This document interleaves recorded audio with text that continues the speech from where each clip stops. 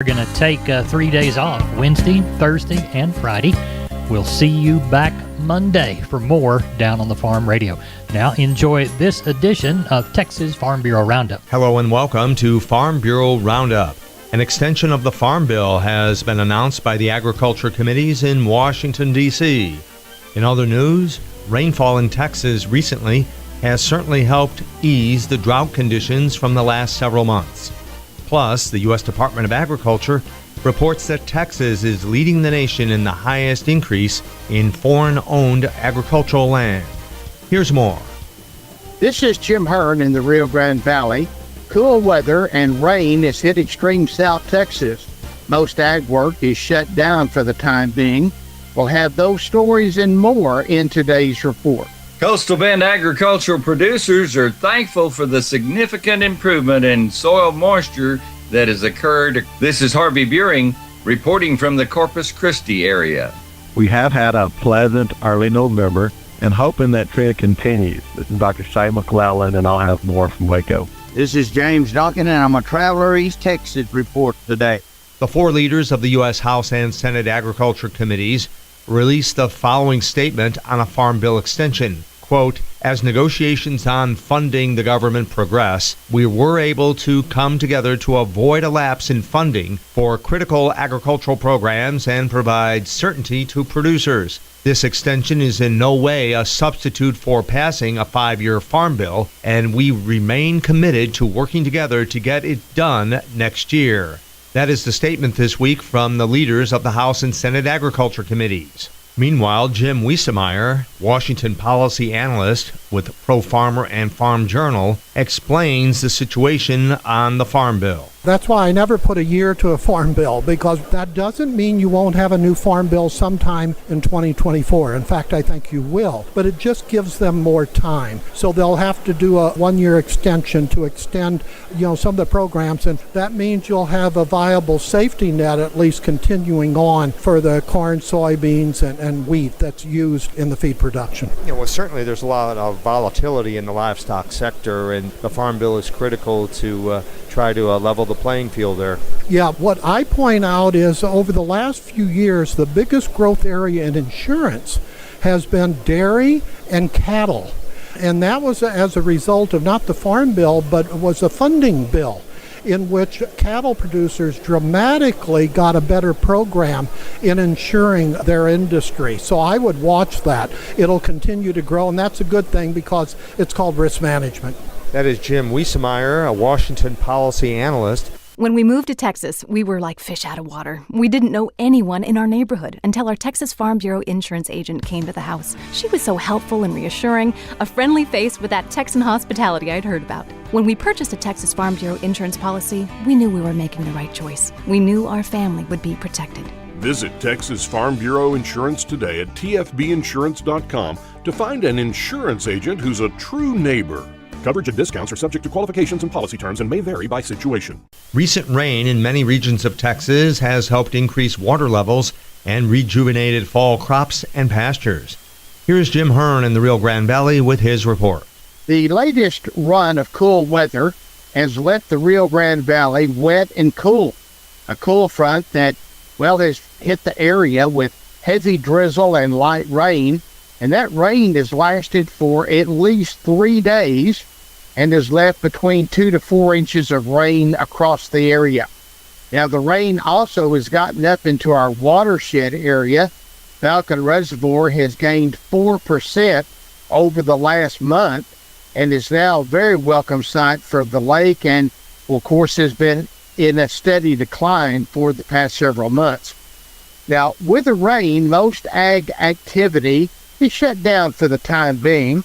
The citrus harvest of early oranges, which had just got started, will be taking a small break.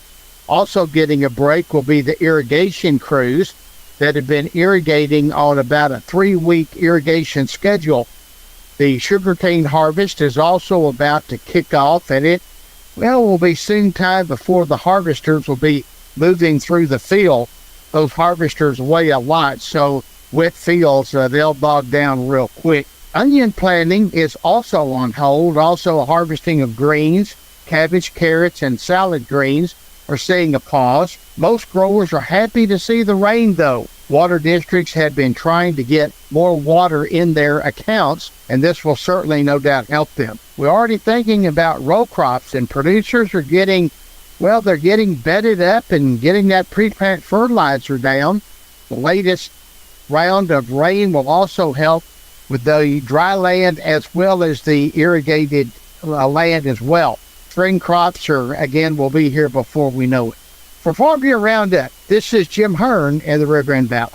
Neighbor, don't forget about the 23rd Annual Bull and Select Female Sale coming up Friday, December the 1st, 2023, 1 p.m. in Hallettsville. 195 top-notch cattle selling, 70 coming 2-year-old bulls, 45 yearling bulls, 80 females, springs, breds, open Angus heifers, pairs, commercial Brangus heifers, pens of 3 and 6. Call for a sale book. Contact Mark Yannick, 361-798-6558. That's J-Bar Angus, leading supplier of Angus genetics in South Texas, 361-798-6558. Soil moisture is much better in the coastal bend from the autumn precipitation. Harvey Buring reports from southeastern Texas. Well, Coastal Bend farmers and ranchers have a lot to be thankful for despite the below average yields in most of their cotton fields this past season. Everyone engaged in agriculture is thankful for the recent rainfall events that have significantly improved our soil moisture situation across our region of the state. And from November the 10th through the 15th, we in the Coastal Bend received some significant rains that accounted for as much as 2.5 on the low side up to over 5 inches in a few isolated areas. During that 5-day period, it definitely improved our situation.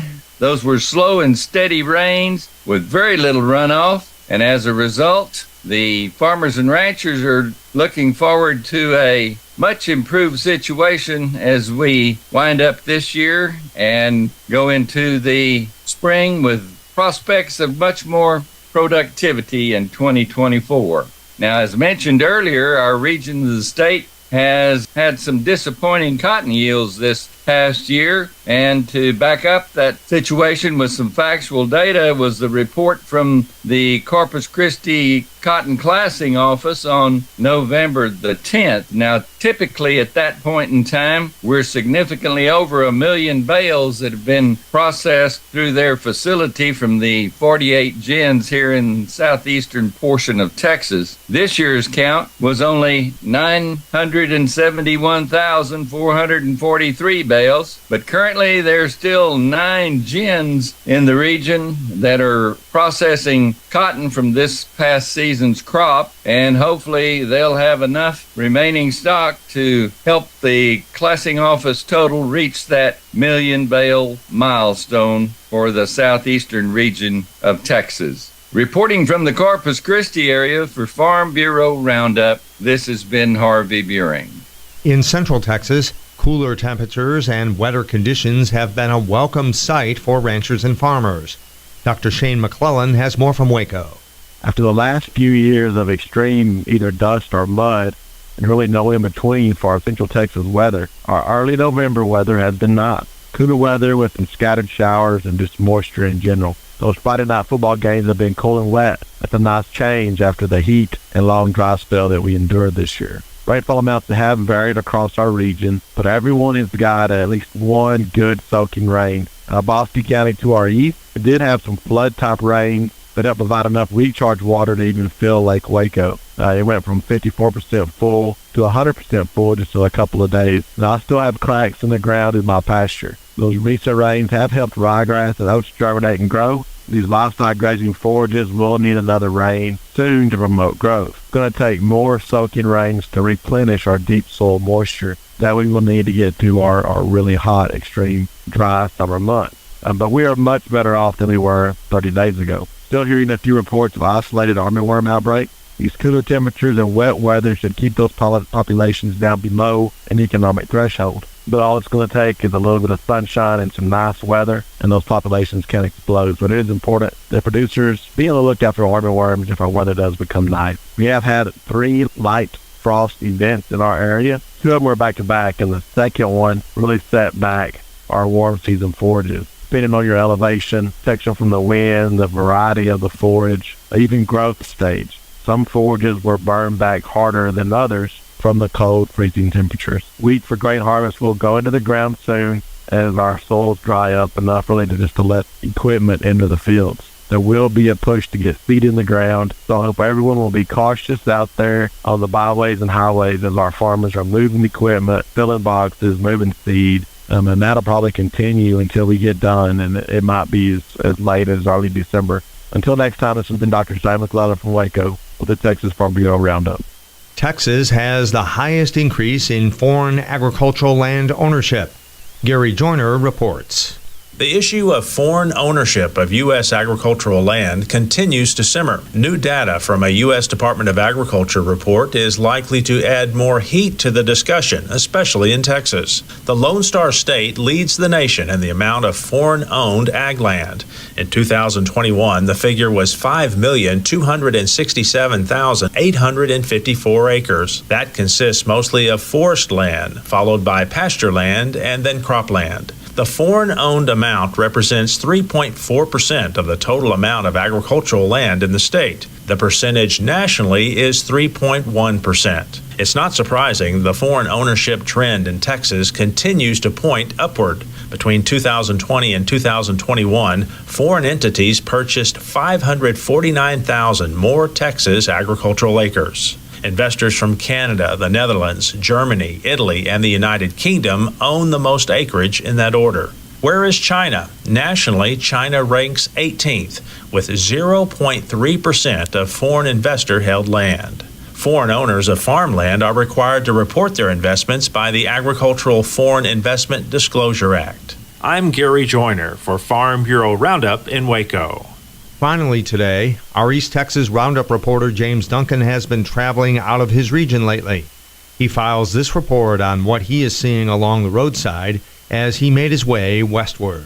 This week we've been traveling throughout East Texas, from north central East Texas out of Marshall, that's what we called it there, down through a portion of the southeast Texas all the way angled over toward Austin. Now, I had an opportunity to hit some country that I haven't been in quite some time in part of the area that we were in, and I have noticed several things about our livestock. Folks need to be paying attention right now to their cattle and doing a little winter feeding right now. The condition of the cattle that I saw in the pastures along the roadside was a little bit thin for this time of the year. We ain't even got the rough part of the winter yet, so you better put a little mineral out, keep a little bit of those blocks, something like that, maybe a little feed along the way. I know hay's short, but you can't slack your cattle on it this time of the year. In the deep East Texas area, it's all deer hunting right now still. I know we've said that a couple of times, but that's just what it is this year as far as antlers are concerned, and we have worked really hard with the Texas Department of Wildlife to get those antlers out to where we can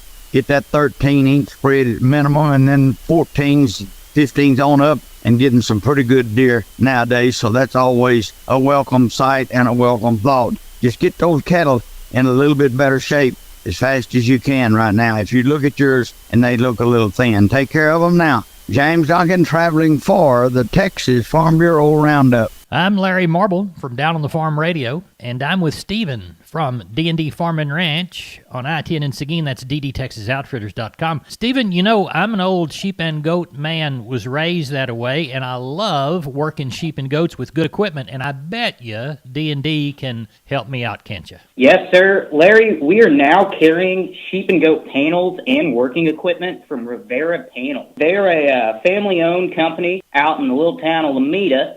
They make quality equipment from working chutes to pens, all sorts of feeders that you can choose from as well. Real great options for sheep and goat people. I know we've got them in Texas. I know we've got them in Guadalupe County. Stephen, tell everybody how to get a hold of you. Larry, you can get a hold of me at 830-379-7340, extension 161. More than happy to answer any questions anyone may have. We appreciate you. That's Stephen from D&D talking about their sheep and goat equipment, ddtexasoutfitters.com.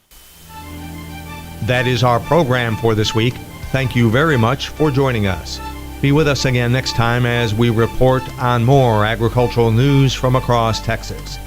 We will take you to the Panhandle and Rolling Plains, plus the Concho Valley and eastern Texas. For everyone at Farm Bureau Roundup, I'm Tom Nicoletti, and this is the Texas Farm Bureau Radio Network.